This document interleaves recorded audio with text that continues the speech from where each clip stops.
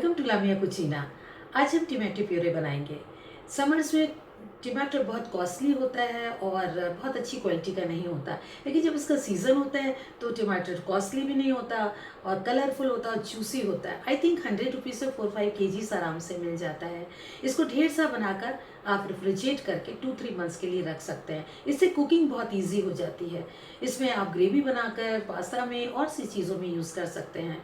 और इसमें मैंने कोई कलर या कोई प्रिजर्वेटिव यूज़ नहीं किया है। बनाना बहुत ईजी है। मेरे चैनल पे न्यू है तो इसे सब्सक्राइब करें, लाइक करें और शेयर करें और बेल आइकन को आप प्रेस करें ताकि मेरी और न्यू वीडियो आपको मिलती रहे। तो बनाना शुरू करते हैं टमाटो प्यूरे।